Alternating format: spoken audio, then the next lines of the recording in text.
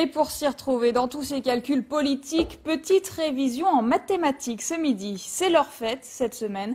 Des centaines d'enfants de l'académie découvrent les maths autrement grâce à des ateliers ludiques et pédagogiques.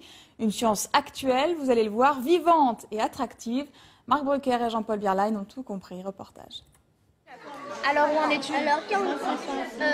L'apprentissage des maths peut parfois se révéler traumatisant. Cette fête des maths, qui a pour cadre l'École supérieure du professorat et de l'éducation, a justement pour objectif d'éviter ce choc de la grande enfance et de la préadolescence en sollicitant tout en solidifiant les connaissances. Et quoi de mieux que de se former en discutant avec ses camarades, en posant des questions à son prof, sans complexe, sans crainte de sanction, ni de passer pour un incapable.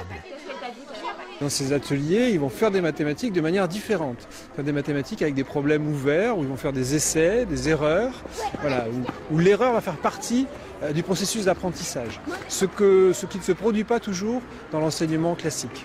Une autre manière d'aborder la science mathématique qui se veut à la fois pédagogique et ludique. Loin des normes de l'instruction classique, elle enrichit aussi les étudiants, futurs professeurs.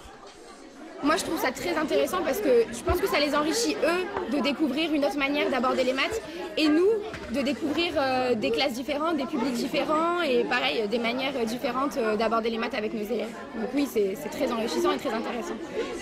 Faire des maths autrement, une formule qui a du succès. Pour sa seconde édition, la fête des maths se prolongera jeudi prochain, toute la matinée.